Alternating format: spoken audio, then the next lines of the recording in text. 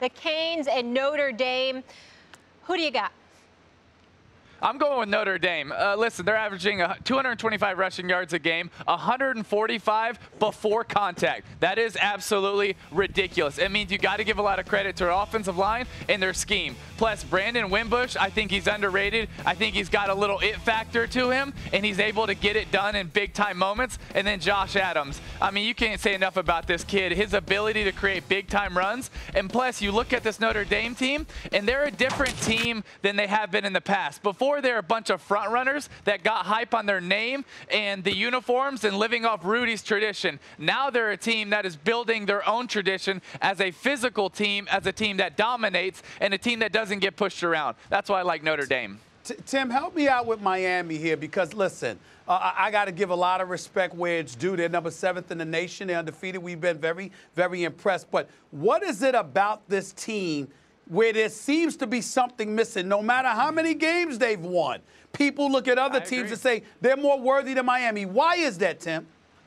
Because we have question marks. We're not sure. Yeah, they were able to beat Virginia Tech last week. I'm not sure about Virginia Tech. And they also did it with a couple turnovers. It was still sloppy. And you look at their games and their win against North Carolina, and you say, how do you barely squeak by in North Carolina, and they just don't pass the eye test? And it's been ugly, but you got to give them credit. They found a way to win games, but it's also due to their schedule. So is Wisconsin, and I'm not sure about Wisconsin. And so now they're finally playing a team that I believe is a physical, good football team, and that's why I'm going to go against the Canes. They have to prove something to me, and they still haven't done that. Give them credit for being undefeated, but also I don't think that they've beaten anybody of big-time significance.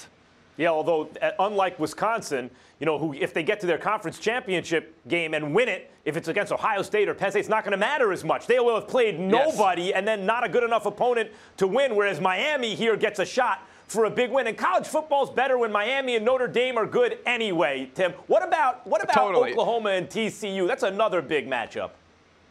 It's a huge matchup, and this is really Oklahoma's shot to prove that they're enough to get into the top 4, because it's probably going to be the biggest matchup for the rest of their season. And I also believe that it's Baker Mayfield's biggest shot to win the Heisman, because I do believe he's the front runner. And so if he's able to get it done in this big time stage against the best defense he will play against, then at least he can argue that the stats aren't just against, you know, average defenses. They're against the best defense in his conference. So I think he could make a big statement there as well. I want to follow up real quick with Baker Mayfield. When I watch him, I'm reminded of a certain kind of quarterback. Brett, and you guys are all of differing abilities and technical abilities and all this, and athletic ability, but Brett Favre, you, Deshaun Watson, Baker Mayfield, guys who seem to be having fun, who seem to be playing a game closer to the schoolyard game that people remember playing, even if you never had on the shoulder pads, than some kind of overly technical, kind of dry version of the game.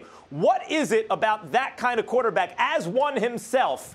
How would you describe that thing in their personality, in your personality? Well, I think the 4 quarterbacks you just named, I believe that all 4 of them are at their best when the play is at their worst. And they're able to make something out of nothing and create. And I think that's a unique quality. And I think Baker is very special in those situations. When a play is at its worst, it still has a chance to become its best and have a touchdown. And I love that about Baker. But I think the thing that I love most about Baker is his ability to rally his team. And he doesn't always do it necessarily in the classiest way. He's a trash talker, and he'll get the flag and stick it in Ohio State's midfield, and he does all that. But his team rallies around it, and you can watch that team, and no matter what the situation, they believe that they're enough to get it done at the end. And I believe that's why he's one of the best players in the country, is because he makes everybody around him so much better, a lot like Deshaun Watson did last year at Clemson.